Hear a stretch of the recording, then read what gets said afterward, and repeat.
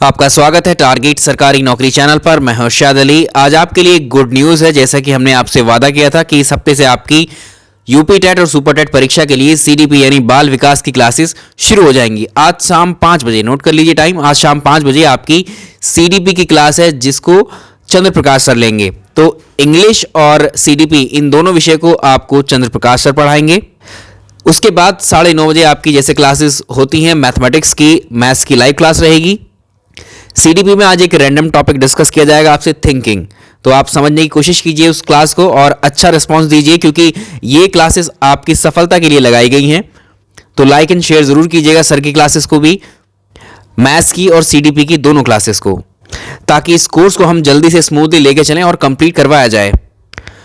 Unacademy पर भी आप मेरी क्लासेस ज्वाइन कर सकते हैं। यूपी पीएससी और यूपी ट्रिपल एससी कैटेगरी में अगर आपने कोई एग्जाम देना है तो आप यहाँ पर हमारे कोर्सेज में एनरोल कर सकते हैं।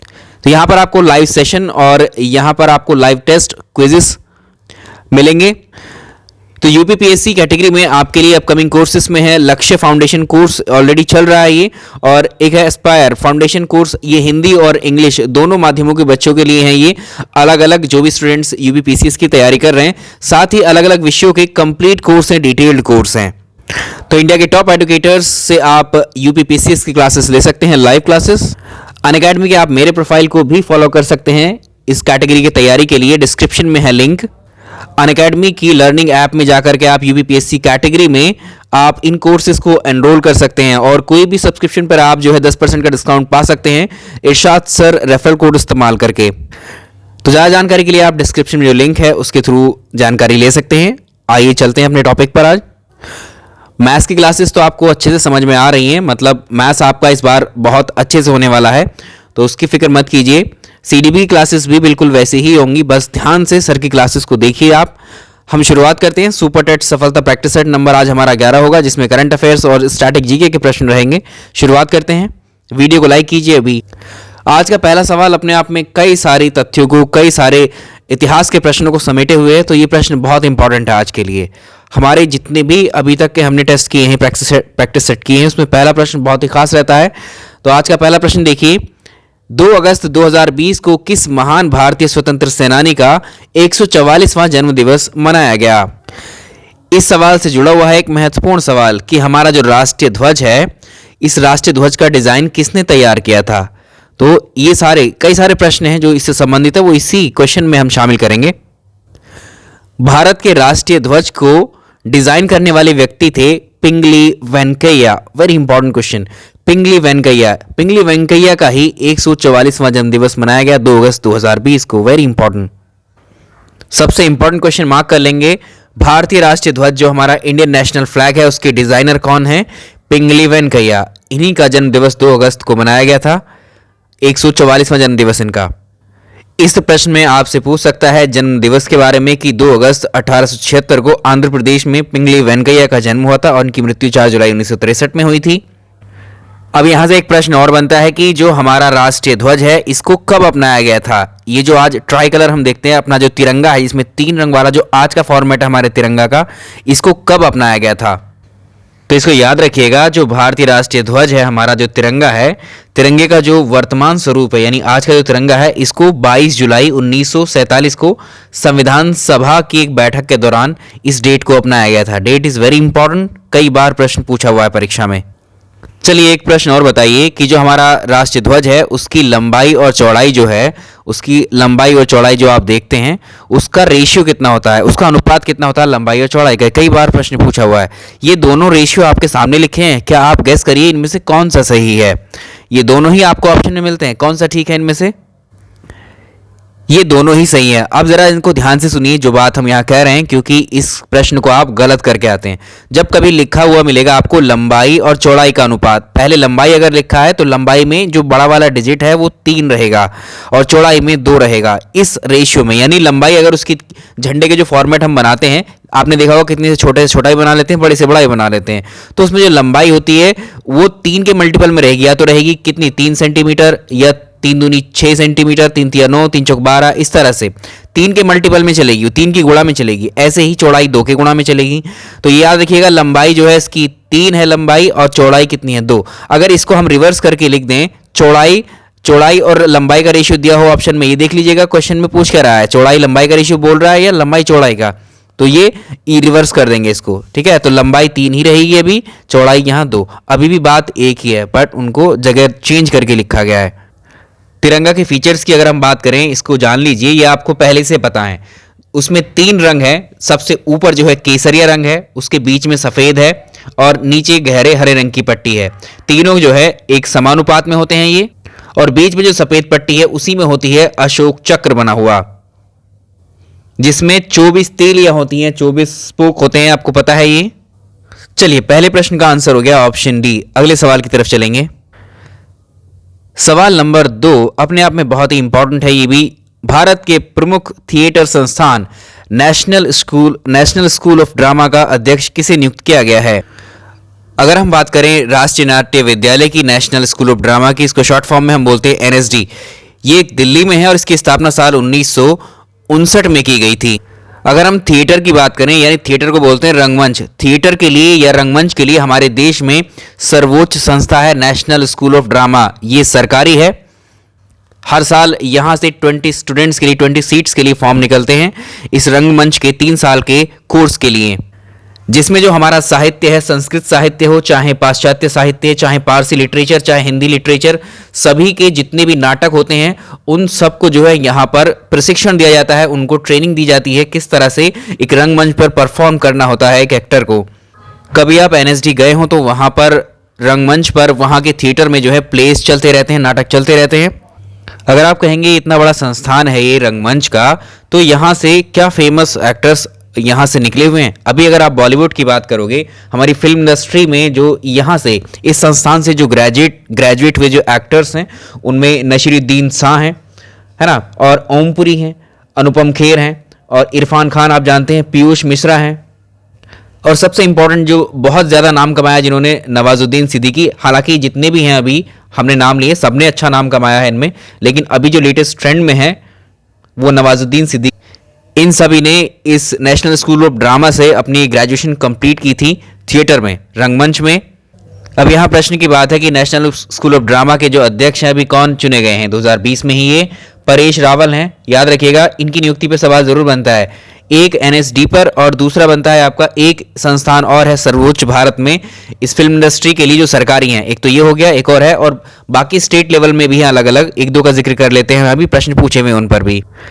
इसके बाद एक्टिंग का जो सर्वोच्च संस्थान आता है, तो दोनों हैं ये भारत में, तो ये है भारतीय फिल्म और टेलीविजन संस्थान। इसकी फुल फॉर्म बहुत पूछता है, और film and television institute of India, ये पुणे में है, महाराष्ट्र में। इसको याद रखिएगा, प्लेस कई बार पूछा हुआ है परीक्षा में।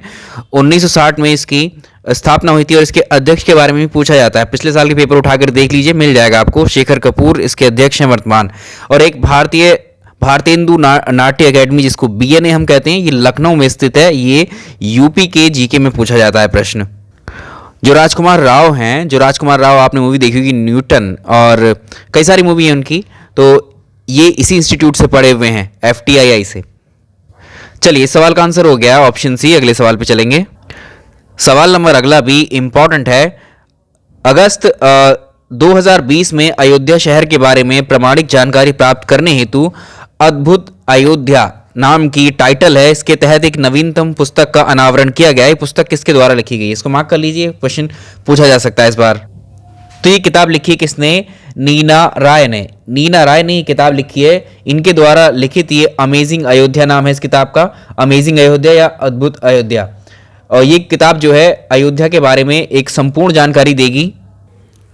सवाल नंबर अगला भी इंपॉर्टेंट है। हाल ही में प्रकाशित एक किताब है raw a history of India's covert operation. Raw a history of India's covert operation नाम की किताब के लेखक कौन है? तो ये जांच पड़ताल करने वाले पत्रकार और लेखक हैं यतीश यादव, इनके द्वारा लिखी गई है ये किताब।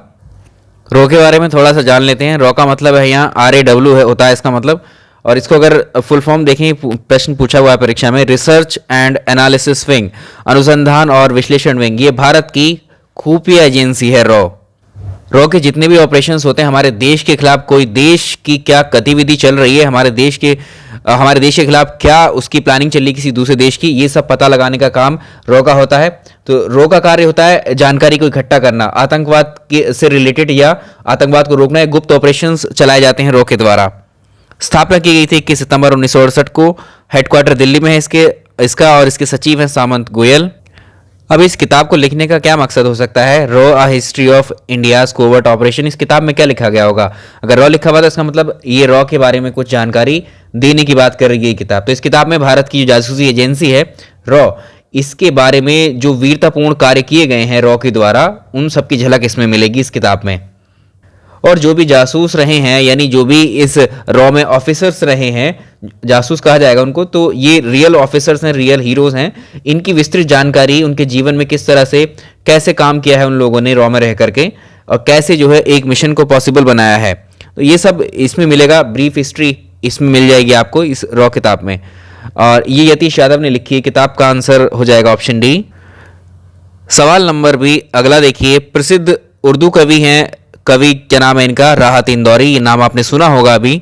इनका निधन हो गया है। इनका जन्म कहाँ पर हुआ था?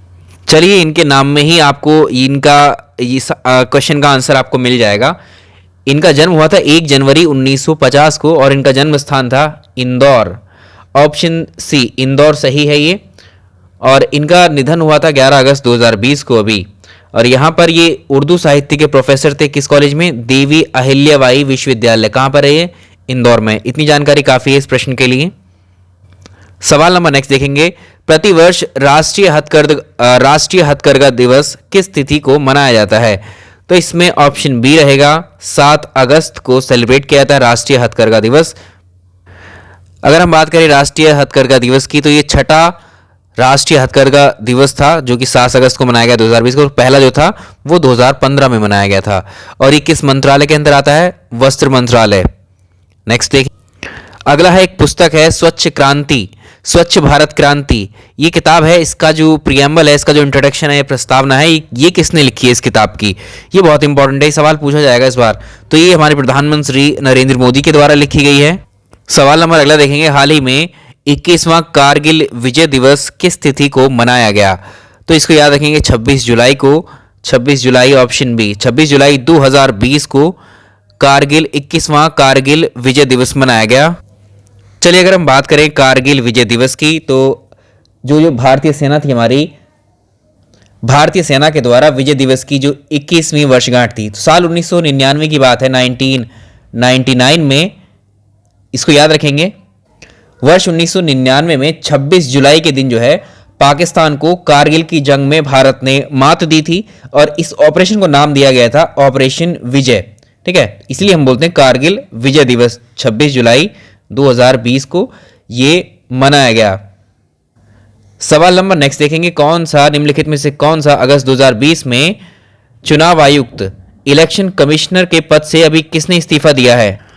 चलो इस सवाल को देखो, ये इंपॉर्टेंट क्वेश्चन है। ये भी अभी सवाल पूछ रहा है चुनाव आयुक्त के बारे में, इलेक्शन कमिश्नर के बारे में यहां बात कर रहा है। देखो जो भारत का निर्वाचन आयोग है, जो इलेक्शन कमीशन है, उसमें होता है एक मुख्य निर्वाचन आयुक्त या मुख्य चुनाव आयुक्त बोलते हैं इसको, चीफ इलेक्शन कमिश्नर। वर्तमान में कौन है? सुनील अरोड़ा हैं। और 2 होते हैं इलेक्शन कमिश्नर, यानी 2 होते हैं हमारे चुनाव आयुक्त। अभी वर्तमान में कौन है? सुशील चंद्रा और राजीव कुमार। यहां पर पूछा हुआ चुनाव आयुक्त के पद में अगस्त में कौन हटा है अभी? तो यहां पर हटे थे कौन? अशोक लवासा। अशोक लवासा ने रिजाइन दिया है और इन्हीं की जगह पर कौन आए हैं? राजीव कुमार। राजीव कुमार किनके प्लेस पर आए हैं? ये अशोक लवासा के। तो ये क्या है? ये इलेक्शन कमिश्नर है। इनके साथ इलेक्शन कमिश्नर कौन से दूसरे?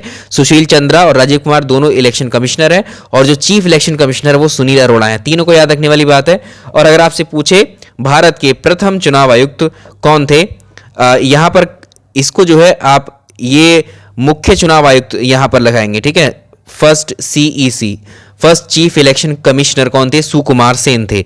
ये ऐसे याद रखना है आपको। सवाल नंबर नेक्स्ट देखिए। ये हमने आपको करवाया था जब प्लेसेस वगैरह के नाम हम करवा रहे थे आपको कि कौन से कहाँ के नाम बदले गए हैं।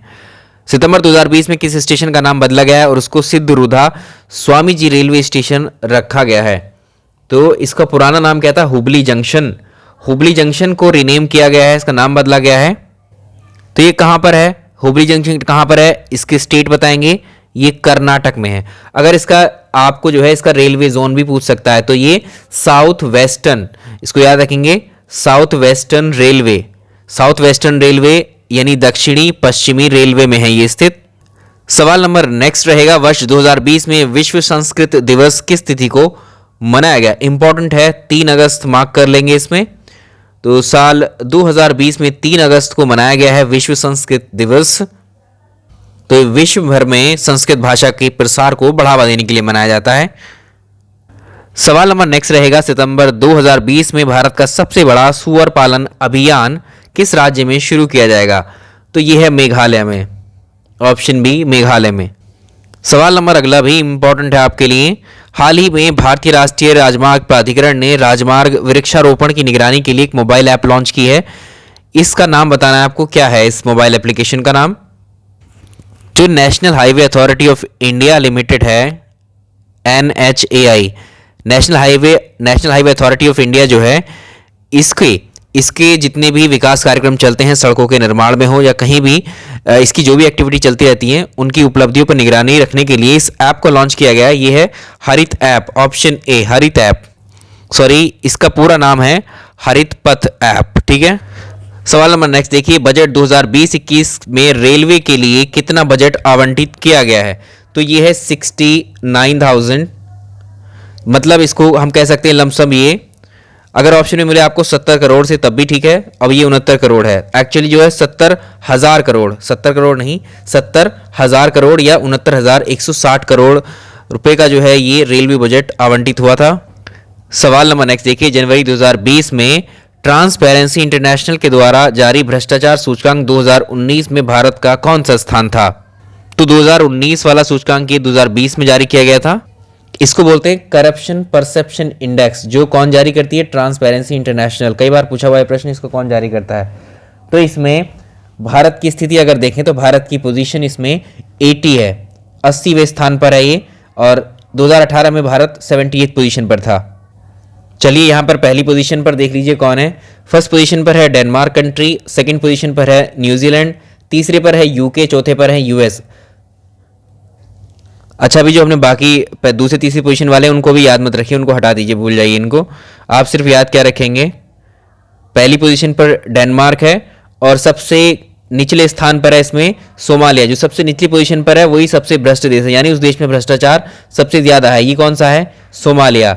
सबसे कम भ्रष्ट देश कौन सा है? डेनमार्क है। और भारत इसमें किस पर है? 80 पोजीशन पर है। यानी कितने देशों में है भारत?